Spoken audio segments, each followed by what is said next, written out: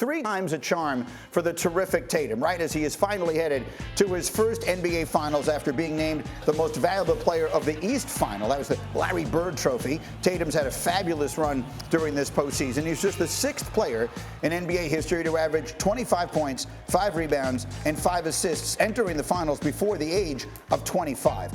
The last to do it was LeBron James in 2007. 3 of the previous 5 players you see on your screen went on to win the title that year. LeBron, of course, was with that overmatched group in Cleveland that went up against San Antonio. But as you watch this team, and this time, Zach, I'll start with you.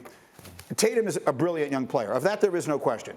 But the Celtics were 29th in the league this year over the regular season in close games. And for lack of a better way of putting it, they tried as hard as they could to give away Game 7 of the Eastern Conference Finals. Will they need Tatum to be even better than he was in this previous series late in games against Golden State if they're going to win? I think for the most part. Now, remember, our memories are short.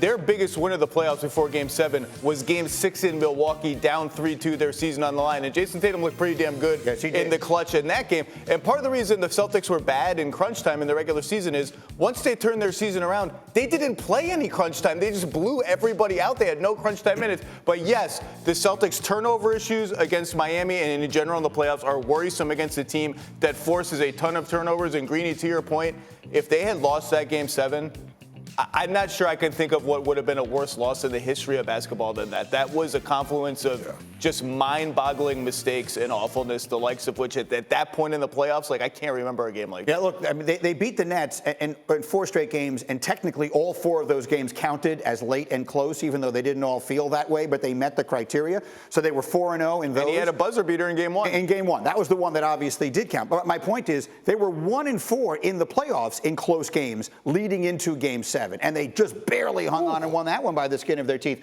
What are you seeing in these late close situations? What does Jayson Tatum have to do, Amar'e? Well, you know what? I think it's important, and I think Tatum will, do a better job going into the series.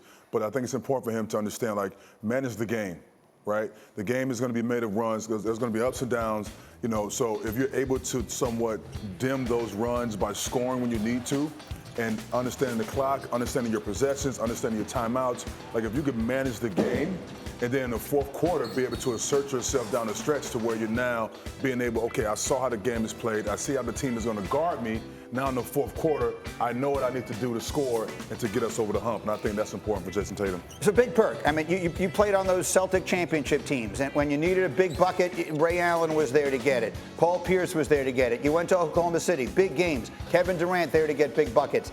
Is Jayson Tatum that guy right now for the Celtics late in close games against Golden State? Do you count on him to get that basket? Absolutely. I mean, when you think about him being 6'10", because Jayson Tatum is 6'10". When you look at him being 6'10", being able to create his shot, being able to attack the basket, getting to the free throw line, absolutely. But Green, let me say something real quick. Mm-hmm. My blood pressure is sky high this morning on this show. For the simple fact that we're sitting up here talking about late game situations with a team that's actually in the finals. And look, everybody want to harp on what is happening on the offensive end and things to that nature. Let's talk about why they're in the finals and why those late game situations don't matter. For the simple fact that they were the number 1 team getting back in transition. So the things that they lack on the offensive end for as their turnovers and late game situations, they make up for it on the defensive end because they get stops. I cannot harp enough that offense win you games, but when it comes down to winning championships, you got to get stops.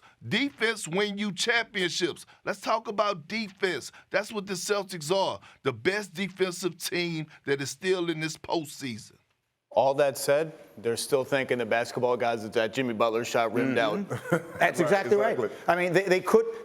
Perk, I hear what you're saying. You're right. Congratulations to them. They were the best team in the East. They deserve to be in the NBA Finals. But had they not made it here, those late game situations would be the reason they aren't here. No one's questioning their defense. It's as good a defense as we've seen in the NBA in quite some time, and it is the reason that they're now 4 games away from playing or winning an NBA championship. But close games against Golden State, I feel good about the Warriors finding a place to get a shot, and I worry about the Celtics. We had all morning to talk about Thank you for watching ESPN on YouTube. For live streaming sports and premium content, subscribe to ESPN+.